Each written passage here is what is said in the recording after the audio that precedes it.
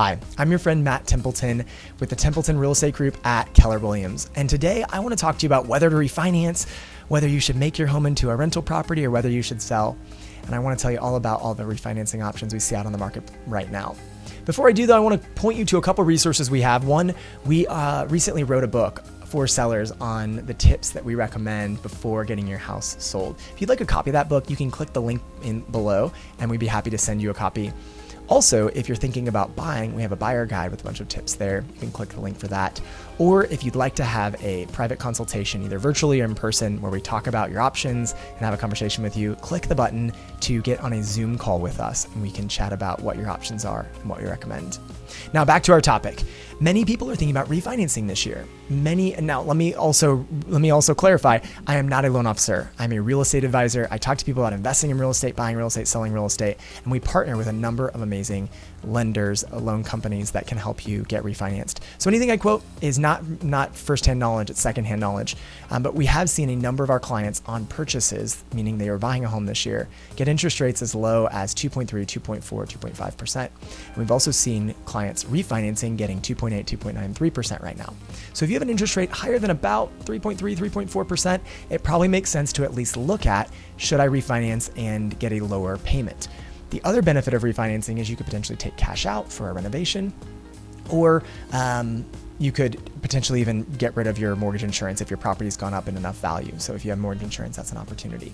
One of the negatives though of refinancing is there will be closing costs, the title costs and the new prepaids and some of those costs. Those will get rolled into your loan, but also those new costs, they're going to be taking money away from you of sorts. So if you're saving $100 or $200, but it's costing you $2,000, it's going to take about 10 months to pay back.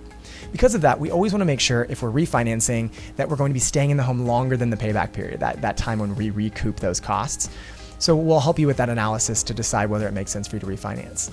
If you're planning on renting out your property in the future, refinance now so you can get that low rate, you can lock in a low payment and allow yourself to have more window from what the rental price is versus the payment and have that cash flow. One thing that you do want to know is that you have to stay in a home, or you have to intend to stay in a home a year from when you sign documents, from when you get a refinance. So if you plan on renting in the future, you might as well do it now. Don't get too close to that window when you plan to rent, or else you might be disagreeing with what you were signing on, that you would be staying in the house as an owner occupant for a year.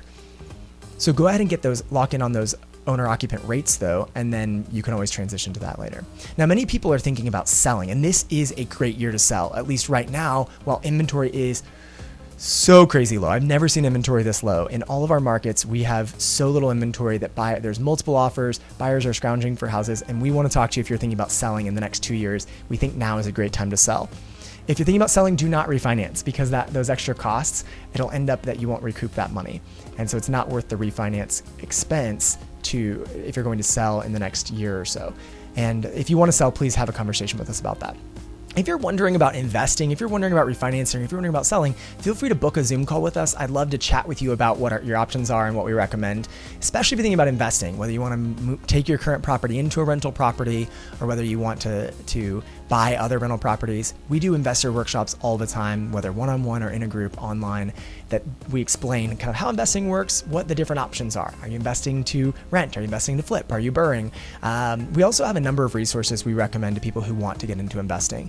One of my favorite podcasts that I always recommend is Bigger Pockets. So if you haven't started thinking about investing yet, there's going to be a lot of opportunities going forward, and I want to be a resource for you in that. Check out Bigger Pockets. Feel free to reach out to us. Send me back an email and say, I'm thinking about investing, or I want to refinance this year. I need some help with this. I have a question about this. We would love to help you. I'm Matt Templeton with the Templeton Real Estate Group at Keller Williams. We are so thrilled to be able to serve you. If this information is valuable to you, will you forward it on to a friend? Or if there's a friend you know that needs our help, will you let them know they should reach out to us? We would love to help your friends and family, and we appreciate you listening to our information. We appreciate you. We'll talk to you soon.